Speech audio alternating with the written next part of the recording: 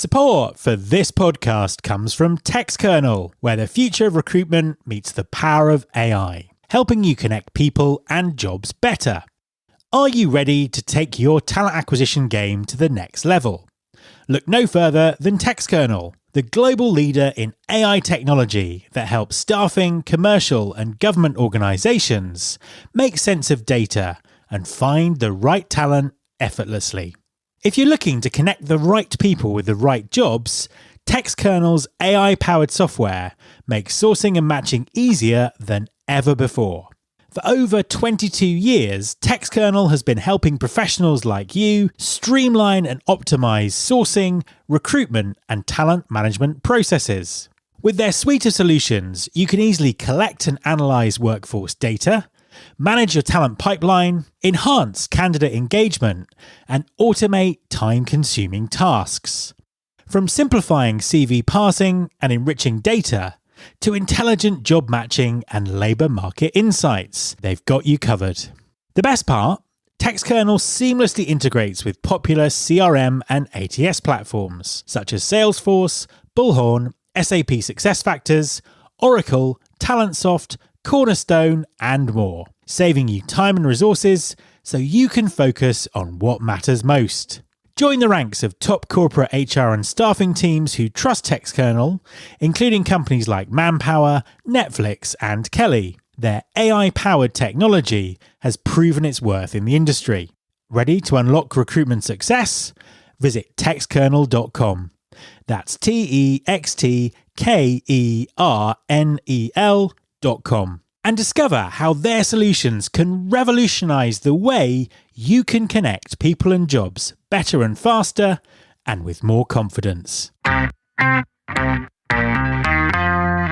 There's been more of scientific discovery, more of technical advancement and material progress in your lifetime and mine than in all the ages of history.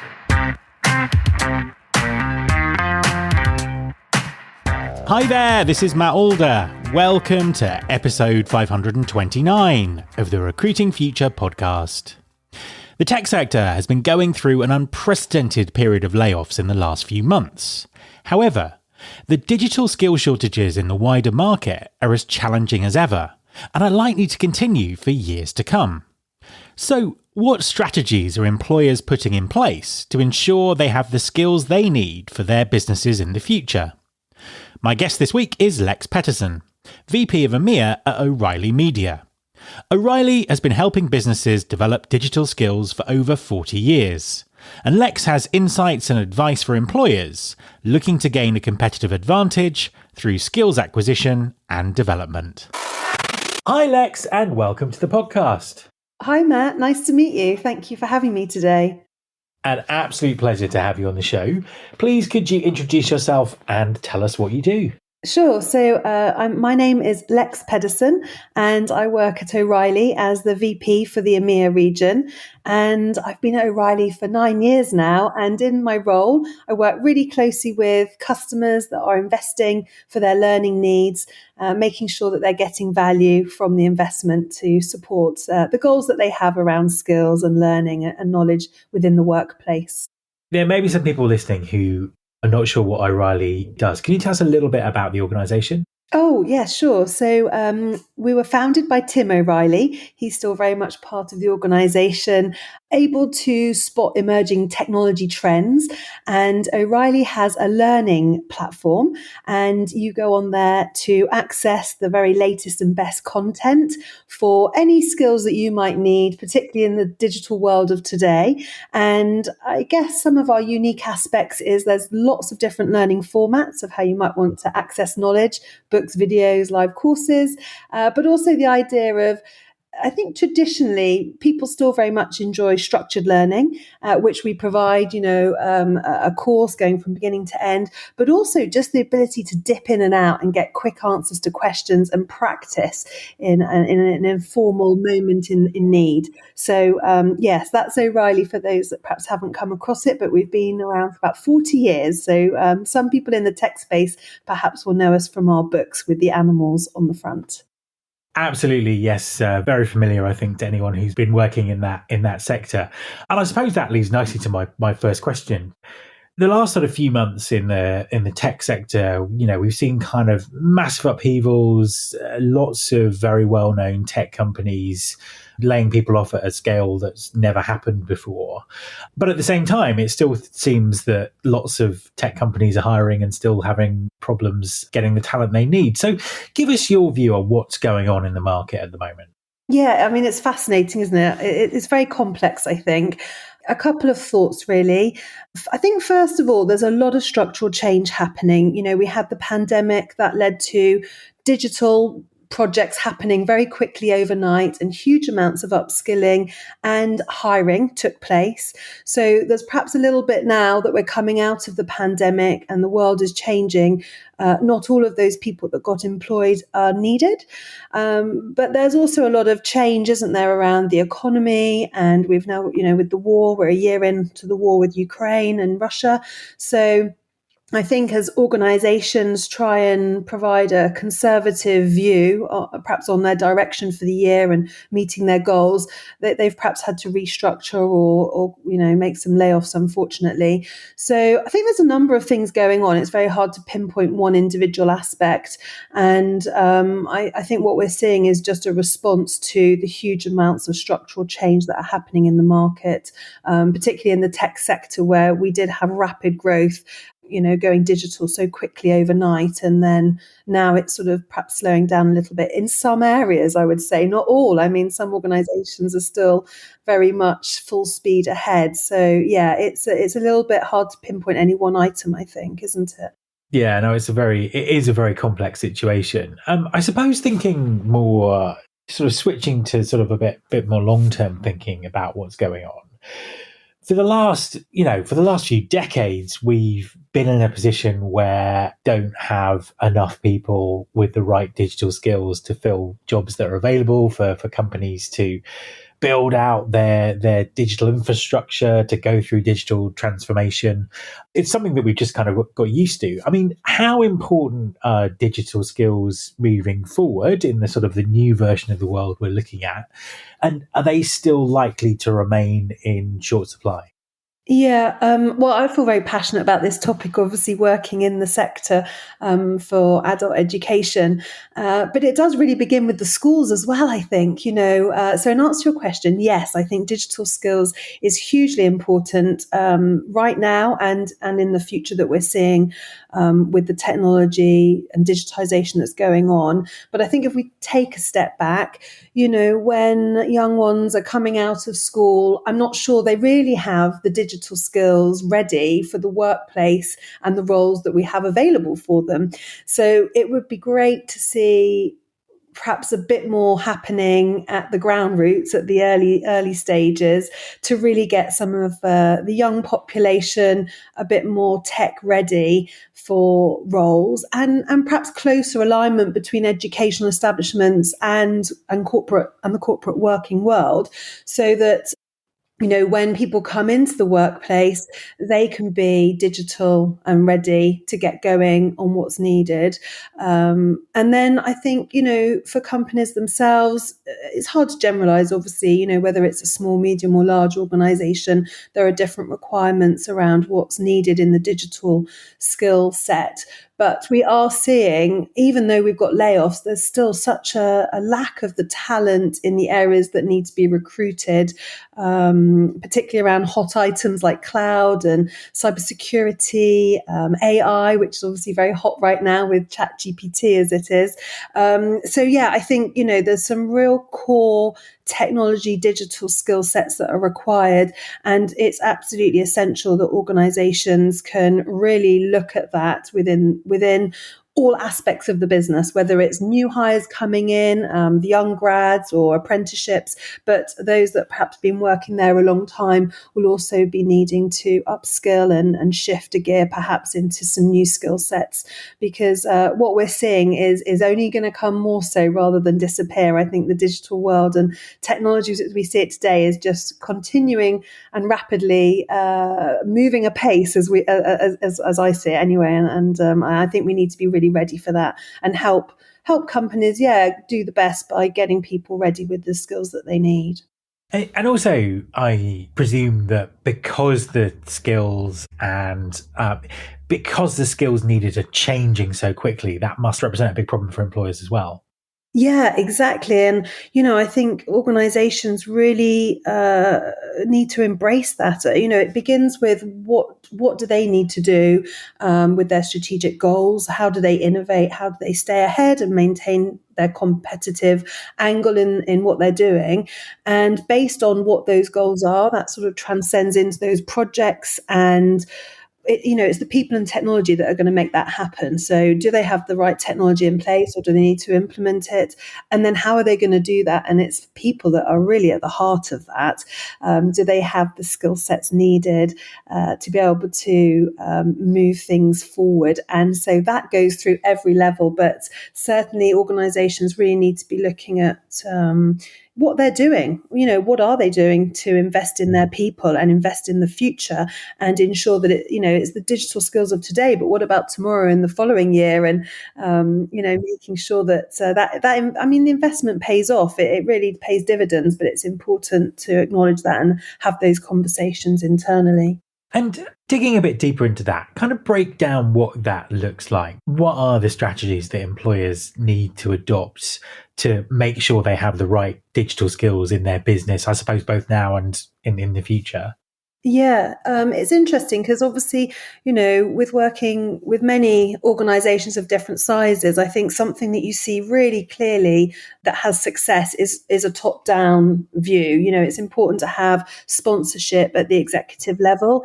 And when learning and investment in training and skills can be had at the highest level, that makes a huge difference to the success of investing in learning and making sure that you get the outcome that you want. It's no good just paying for something and paying for training. You want to make sure it gives you what you need from that. So I think, number one is definitely at the top end, making sure that conversation's had at the highest level. And then it's understanding what you need. So I suppose, an analysis in the business. And there's a lot of tools out there, of course, that can help with that, but understanding what the skills are that are needed, but also where are your people today? What's the gap that exists and how are you going to move the needle from where they are to where you want them to be? And then, of course, so Riley, we talk a lot about the culture of learning. That's huge, making sure that you can feel people are motivated and that they're being invested in, and that makes them feel good and that they're going to want to learn and they can take ownership for their learning and have curiosity for learning. So it's not just the company, but the individuals taking responsibility for that themselves as well, and making that learning relevant. So I think that's huge. Is what's in it for them, what's the benefit to them, and making sure that those learning initiatives can be successful.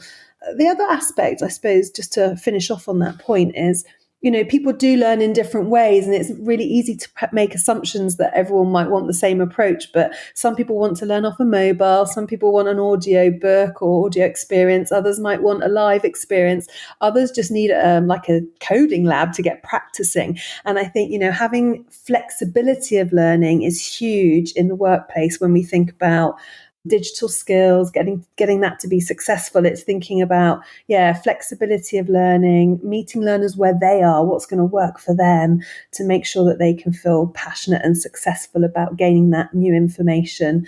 And then it's going in and also problem solving, because it's all very well you learn something, but then what? Then you go on a live project or you start to implement it, and you really need the practice and the hands-on sort of practical approach. So it's a very comprehensive sort of 360 in the organization, but I think top down, as I mentioned at the beginning, is probably the best place to start, and going from there. What really interests me about kind of the emerging understanding of skills in business is how it really crosses traditional HR silos like talent acquisition, talent management, learning and development. Do you see the relationships between those perhaps traditionally separate functions evolving? Are silos breaking down inside employers as they kind of look more holistically at skills and how they have the right skills in the business? Yeah, it's interesting, isn't it? I think in some organizations, some of that is being broken down. more in, particularly, I suppose, where you've got the technology investment coming from tech. So, what I mean by that is the first area that needs investment in learning might be in the technology space, and they're paying for it. So it's aligning and having a connection between the technology group and then your traditional L&D group, and making sure that those two worlds are collaborating, and the silos are being broken down.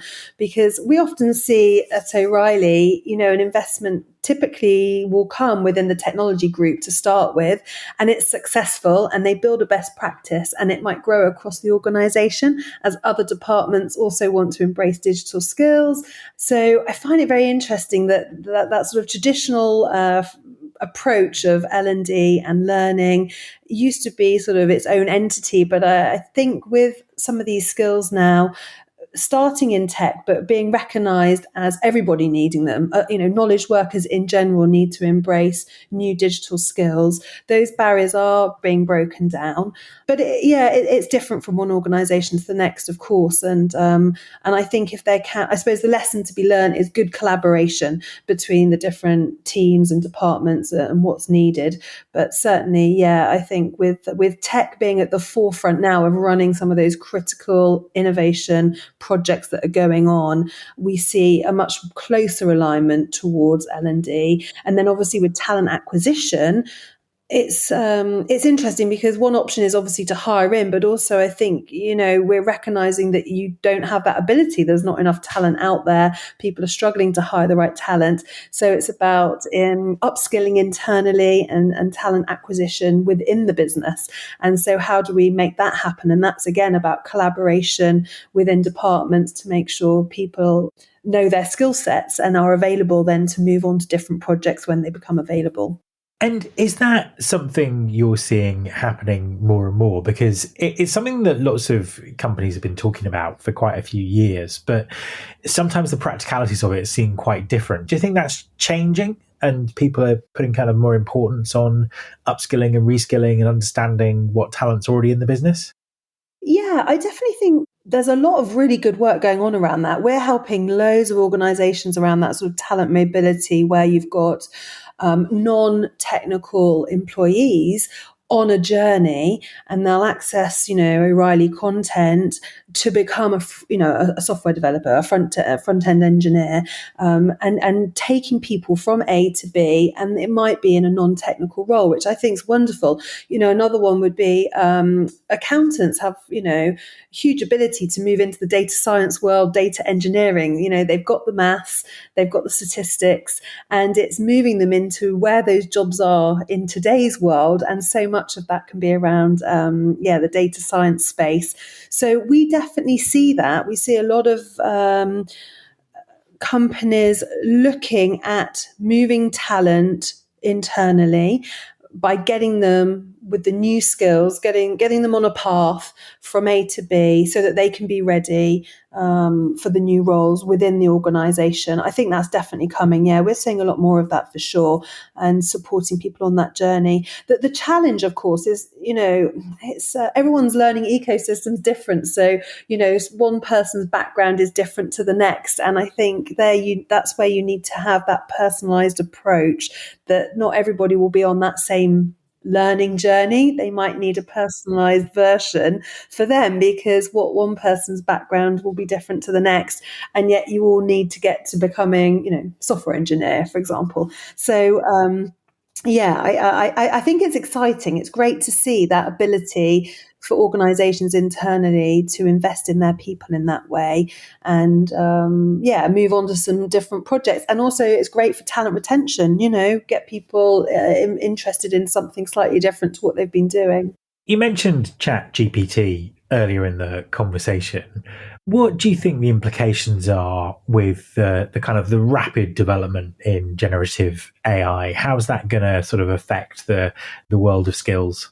Yeah, I mean, it's fascinating, isn't it? I think we're all trying to get our minds around how this will work. And I think in the short, well, I suppose my personal opinion is I think we'll get to a place where it's a bit like having your own sort of superhero. It's sort of like this PA idea that you could be uber productive. It's not necessarily always going to be accurate or replace the work you do. It's about getting more work done in quite a clever way, bit of a boilerplate, and then you'll work from it.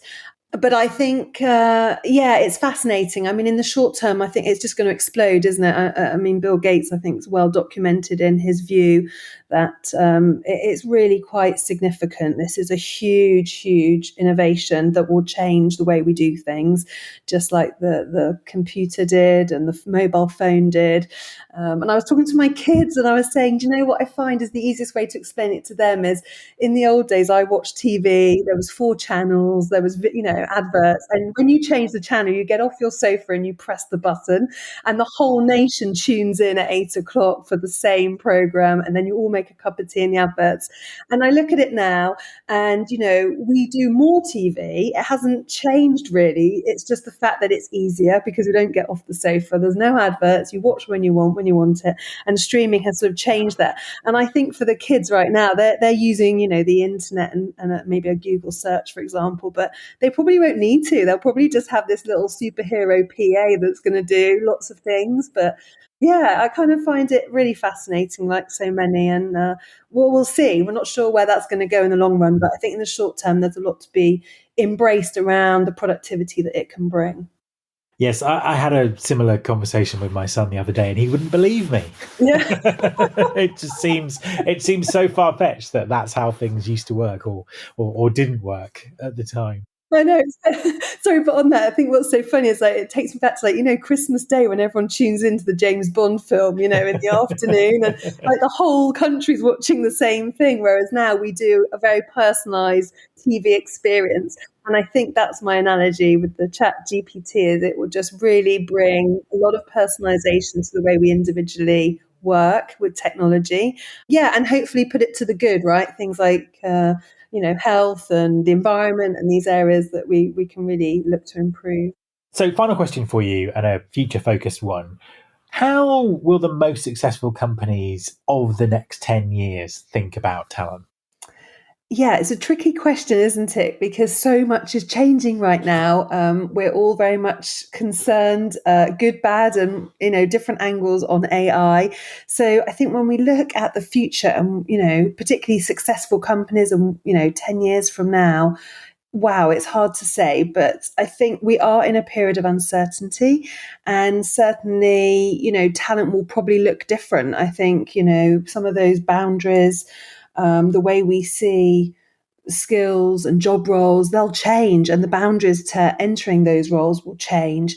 So, I think it's going to be incredibly important for those big organizations. I think they're going to adapt and they're going to be very agile. They're probably going to continue to invest and want to have the talent that's needed. So upskilling and training is still very important to the way they look at talent. But I'm sure some of those, traditional boundaries and expectations are just going to change. Some roles that we see today might not even exist.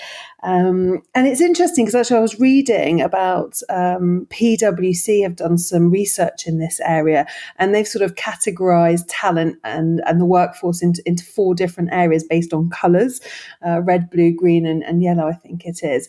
And it just gets you thinking. I mean, with AI, the ability to be entrepreneurial and move in and have new technology going on will be incredible. And that will enable new talent to come through and serve customers in a different way.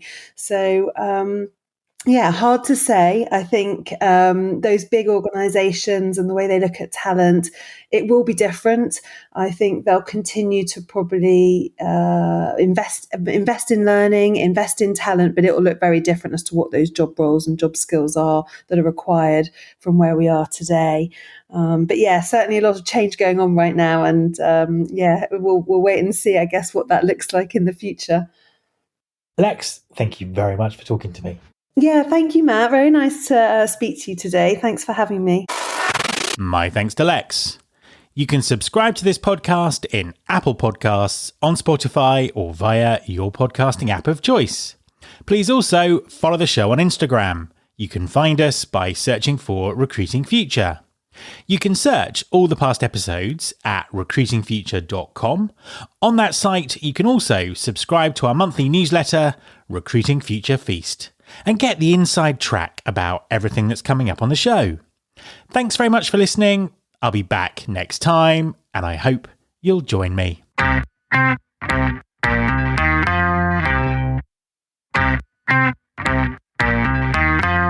This is my show.